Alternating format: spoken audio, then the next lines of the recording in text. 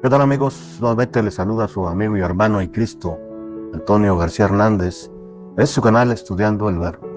Con mucha alegría iniciamos una escuela sabática, la lección número 4 para adultos, recordándoles que su presencia y participación hacen toda la diferencia para hacer viva la mayor escuela del mundo.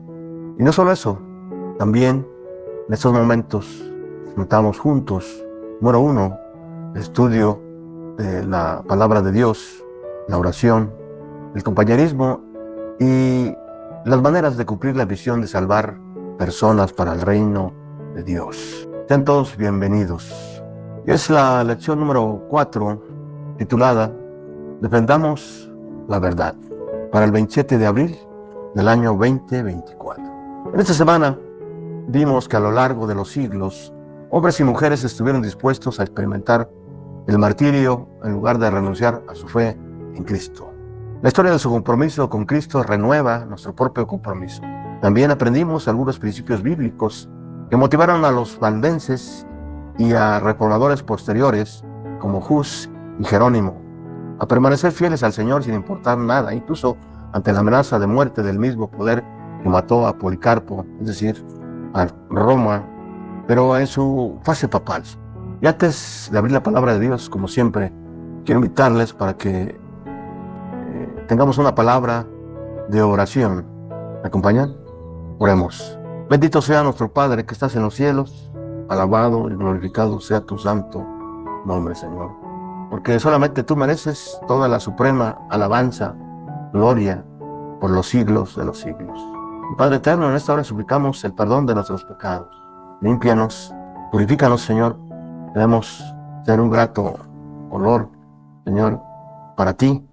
Y que nuestras oraciones, Padre eterno, no solamente sean escuchadas por ti en esta hora, sino también por todo el universo, Señor. Queremos, Padre eterno, que nos habilites con poder en esta hora para poder discernir tu palabra. Para que no hable, Señor, tu siervo, sino que hable tu palabra, hable tu espíritu, y pueda convencer al mundo, Señor, de pecado. Bendice este trabajo, Padre eterno, porque en Cristo Jesús te lo suplicamos todo, humildemente. Amén. Amén. Quiero invitarles para que vayamos al punto central de este repaso de lección de escuela sabática para adultos, la lección número 4, que se encuentra en el Evangelio del apóstol Juan, capítulo 3, versículos 14 y 15. Abran sus Biblias, la palabra de Dios, el libro de libros. Juan 3, 14 y 15. ¿Qué dice la palabra de Dios? ¿Cómo está escrito? Como Moisés levantó la serpiente en el desierto, así es necesario que el Hijo del Hombre sea levantado, para que todo el que crea en él no se pierda, sino que tenga vida eterna. Sin duda, la demostración que hizo Moisés en el desierto fue un punto importante para el pueblo de Dios, para que siguiera con vida. De la misma manera, nosotros tenemos que levantar esta verdad para que aseguremos, por la gracia de Dios, nuestra vida en Cristo. Daniel y Apocalipsis anuncian un tiempo en el cual Satanás usaría un poder político religioso para perseguir y destruir a los que se mantuvieran fieles, firmes en la verdad. Y esto ya ocurrió. Este poder, de acuerdo al libro del profeta Daniel, ahí en el capítulo 8, versículo 12, echó por tierra la verdad. En ese tiempo, también algunos de los sabios caerán para ser depurados y limpiados y emblanquecidos hasta el tiempo determinado, porque aún para esto hay plazo. Daniel 11:35. Durante este periodo, la Edad Oscura, la verdad quedó en entredicho, pero hubo personas que salieron en defensa de la verdad y estuvieron dispuestas a dar su vida por ello. Como siempre, vamos a escoger de esta lección algunos puntos importantes que nos van a ayudar a entender lo que está pasando, ¿sí?, en este tiempo y que ha venido sucediendo durante toda la historia de este mundo. Número 1, la verdad en entredicho. Número 2, la defensa de la verdad. Vamos pues al primer punto, la verdad en entredicho. Siempre que la verdad se pone en entredicho, sin duda se pone en duda la verdad. Vamos a regresar el tiempo un poco para que podamos entender esta parte, la verdad en entredicho. Y vamos a regresarnos, primero que nada, a la profecía que indicaría que esto pasaría en el tiempo.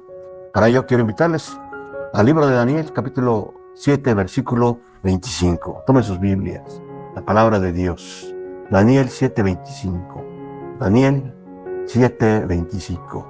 ¿Qué dice la palabra de Dios? Y hablará palabras contra el Altísimo, y a los santos del Altísimo quebrantará, y pensará en cambiar los tiempos y la ley, y serán entregados en su mano hasta tiempos y medio tiempo.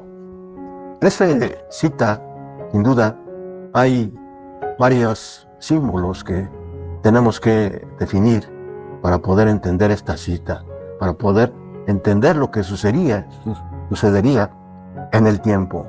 Así que en el periodo de persecución es anunciado de tres maneras distintas. El periodo de persecución es anunciado de tres maneras distintas. Tiempo, tiempos y medio tiempo.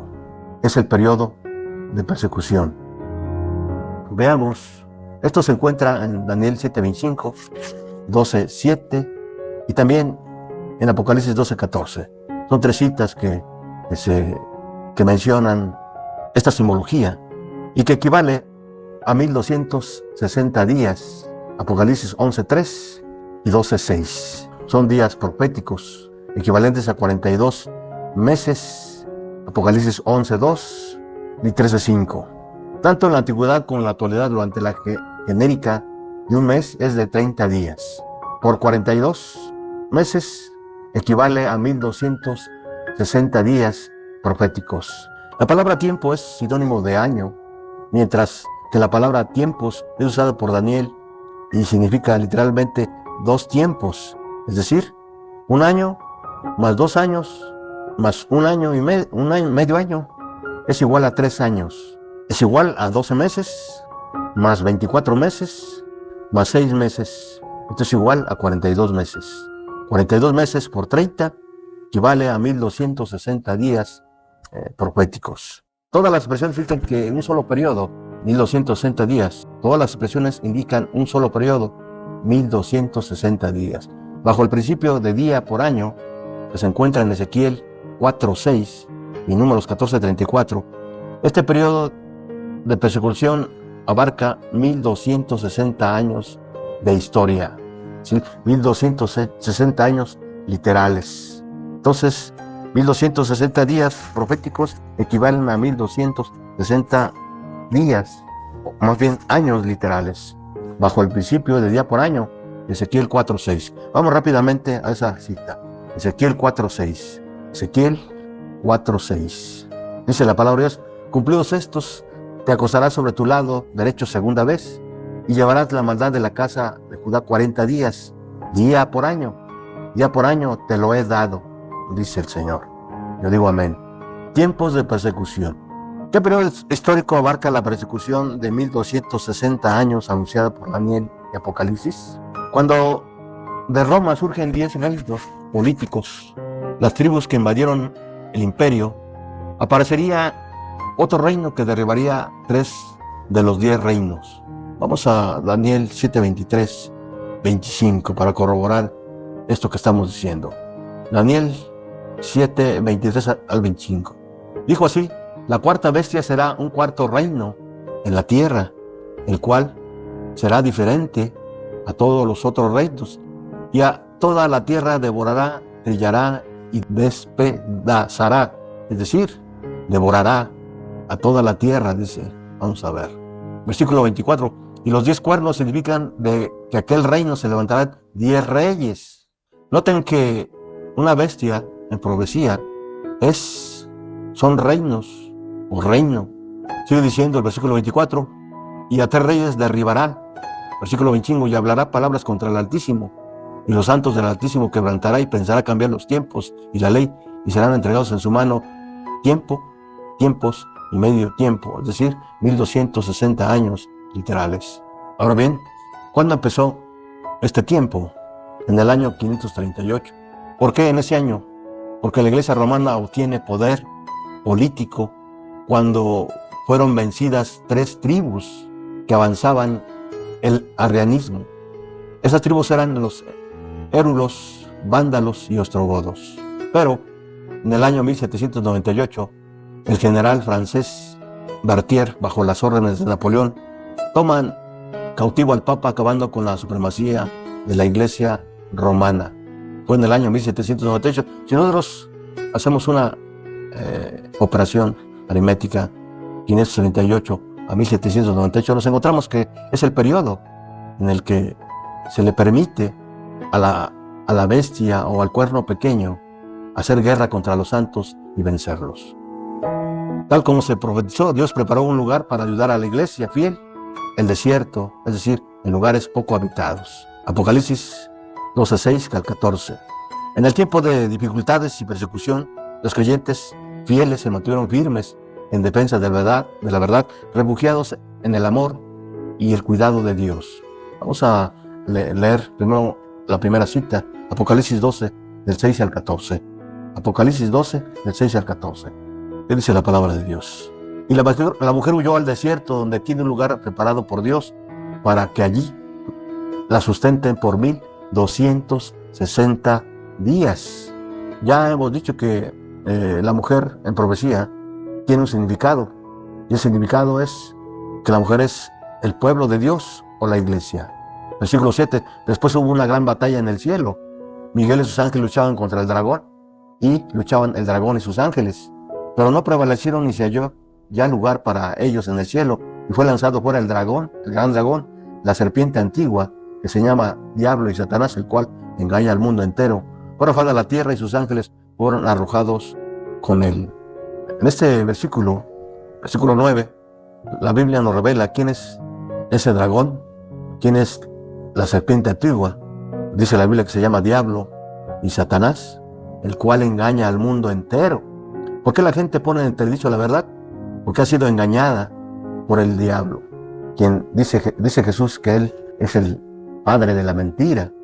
Versículo 10, entonces oyó una gran voz en el cielo que decía, ahora ha venido la salvación, el poder y el reino de nuestro Dios y la autoridad de su Cristo, porque ha sido lanzado fuera el acusador de nuestros hermanos, el que los acusaba delante de nuestro Dios día y noche. Y ellos le han vencido por medio de la sangre del Cordero y de la palabra del testimonio de ellos, y menospreciaron sus vidas hasta la muerte. Por lo cual, alegraos cielos y los que moráis en la tierra, ay de los moradores de la tierra y del mar, porque el diablo ha ascendido a vosotros con gran ira, sabiendo que tiene poco tiempo. Por desgracia, muchos tuvieron que pagar su fidelidad con sangre en esos tiempos de persecución. La verdad en entredicho. Sin duda, en este periodo de persecución, no todos desertaron de la verdad, no todos apostataron, sino que fue probada la fidelidad en este periodo. Vamos a una cita que se encuentra en Judas 1:3. ¿Qué dice la palabra de Dios? Judas 1:3. Amados, por la gran solicitud que tenía de escribiros acerca de nuestra común salvación, me ha sido necesario escribiros para exhortaros que contendáis ardientemente por la fe que ha sido una vez dada a los santos. Judas comparte con los lectores la situación en que se encontraba cuando se propuso escribir esta carta. La salvación que todos compartimos. La intención original de Judas fue escribir una carta pastoral general, pero parece que recibió noticias perturbadoras acerca de las actividades destructoras de hombres impíos. Sin duda, a muchos escogidos apostataron en la verdad. Fue probada su fidelidad y sin duda fueron hallados faltos. Una vez que consiguió el poder político, la Iglesia romana comenzó a usar su poder para exigir que todos cumpliesen los preceptos religiosos, muchos de los cuales habían sido pervertidos.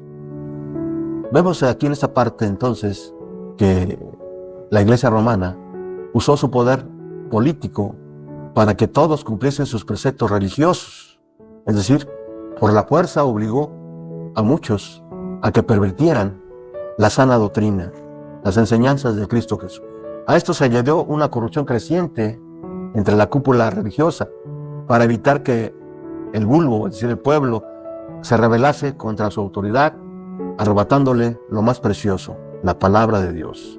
¿Qué significa esto? Que la iglesia, por decreto, ordenó que fuesen quemadas todas las Biblias que se hallasen en el pueblo de Dios. Pero no pudo conseguir destruirla por completo. Se levantaron fieles que, guiados por las enseñanzas bíblicas y siguiendo el consejo de Judas, lucharon con vigor para defender su fe. Judas 1:3.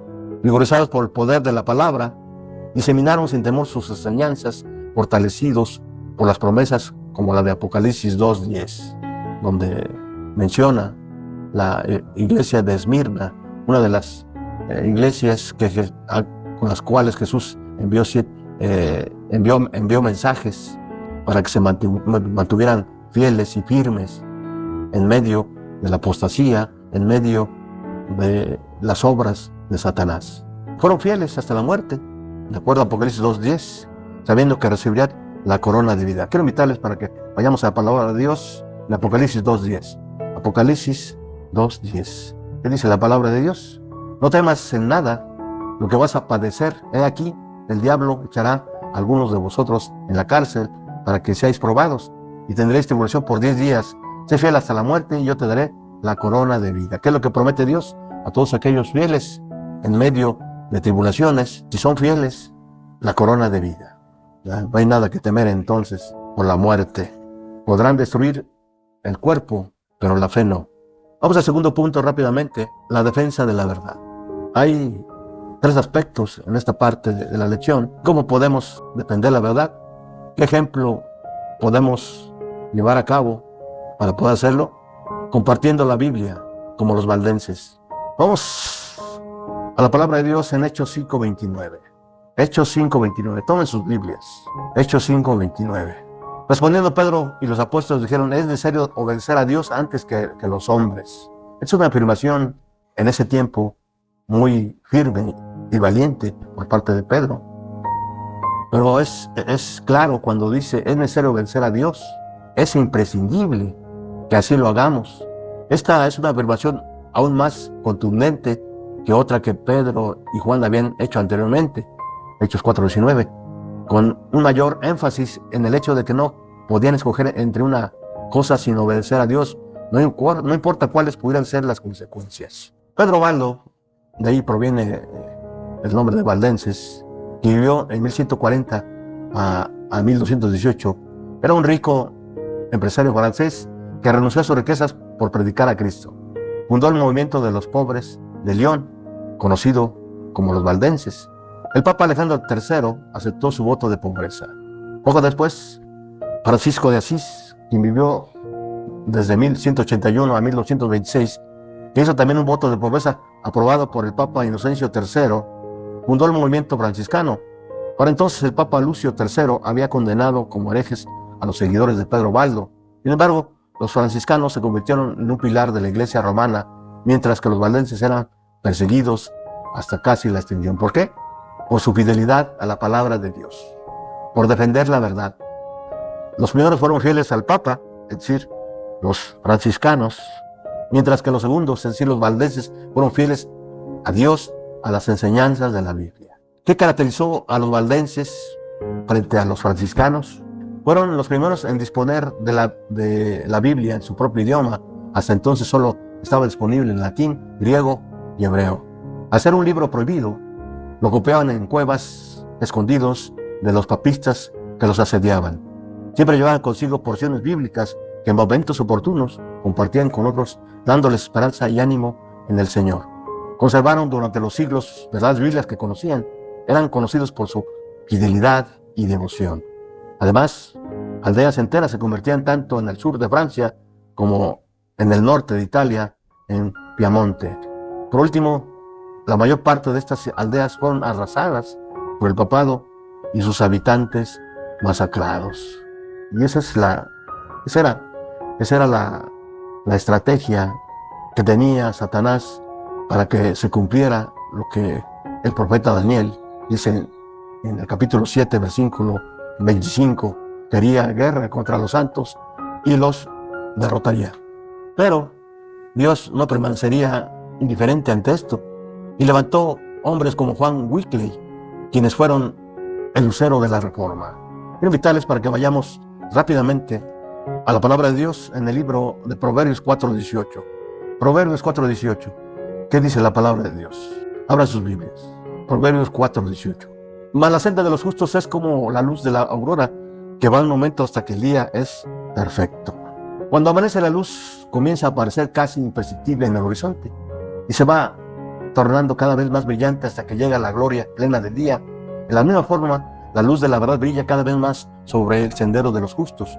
Cuando más se acerca a una persona, a su Señor, más tiempo y esfuerzo dedica a obtener un conocimiento de Él por medio del estudio de la Biblia con oración, y tanto más brillante llega a ser la luz. Juan Wycliffe, quien vivió de 1324 a 1384, dedicó gran parte de su vida a traducir la Biblia al inglés. ¿Qué le motivó a ello? Dos razones. Cristo le había transformado mediante la palabra y deseaba compartir el amor de Cristo con los demás. Aquel que estudia con sinceridad la Biblia y abre su corazón y la influencia del Espíritu Santo es transformado. La Biblia, la palabra de Dios, transforma, cambia el corazón. Es el Espíritu Santo quien lleva a cabo esta obra. Hebreos 4:12. Por supuesto, esto le enfrentó a la iglesia oficial.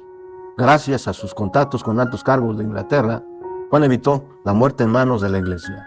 En 1428, los restos del reformador fueron quemados y sus cenizas arrojadas al río.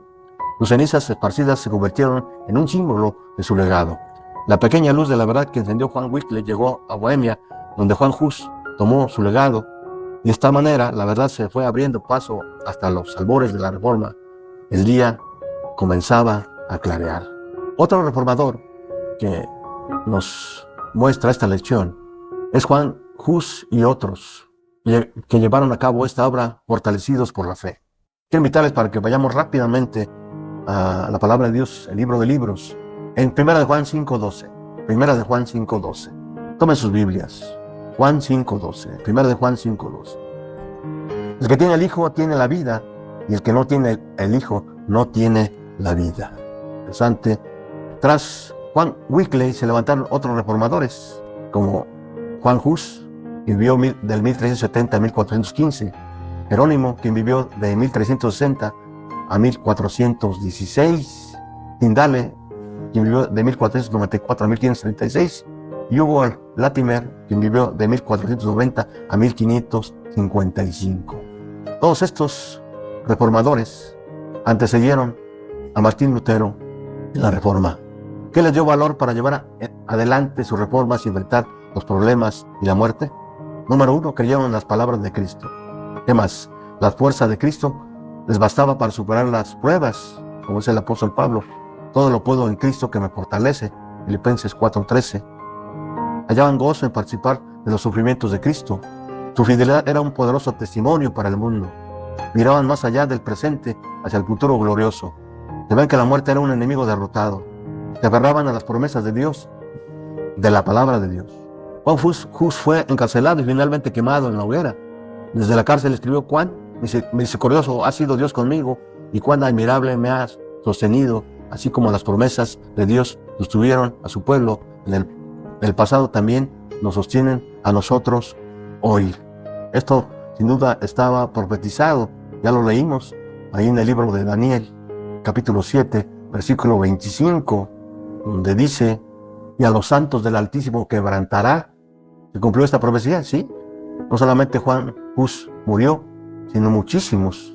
Terminamos entonces, llegamos al fin de este repaso de lección, esperando que hayamos comprendido cabalmente, ¿sí?, cómo fue puesta en entredicho la verdad de Dios y de qué manera se ha venido defendiendo la verdad frente al enemigo de las almas, y cómo muchos santos la defendieron poniendo su fe en las cosas del cielo antes que en este mundo. Terminamos como siempre con una cita del Espíritu de Profecía que se encuentra en los Hechos de los Apóstoles, página 344. Todo el que en ese día malo quiera servir sin temor a Dios, de acuerdo con los dictados de su conciencia, necesitará valor, firmeza y conocimiento de Dios y de su palabra, porque los que sean fieles a Dios serán perseguidos, sus motivos serán condenados, sus mejores esfuerzos serán desfigurados y sus nombres serán denigrados. Cuanto más fuerte y pura sea la fe del pueblo de Dios y más firme su determinación de obedecerle, más fieramente tratará Satanás de excitar contra ellos la ira de los que, mientras pretenden ser justos, pisotean la ley de Dios. Se requerirá la más firmeza confianza, el más heroico propósito para conservar la fe una vez dada a los santos. ¿A quién está utilizando Satanás para llevar a cabo esta obra? Esto es muy serio y quizás a muchos les preocupará, quizás algunos se indignarán cuando estemos revelando la verdad. Sin duda, Satanás ha dado poder y autoridad a una iglesia para que lleve a cabo todo esto. Esa iglesia es la Iglesia Católica Romana. Así que tenemos nosotros que devolverle al mundo la gran verdad de Dios. Necesitamos devolverle al mundo todas y cada una de las promesas que Dios ha dado en su palabra. Por eso les invito, estimados amigos y hermanos, a que cada mañana sea su primer trabajo el estudio de la Biblia y la comunión con Dios por medio de la oración, y que compartan lo que hemos venido aprendiendo y estudiando. Gracias por su tiempo, por su presencia, y Dios mediante nos vemos la siguiente lección. Hasta pronto.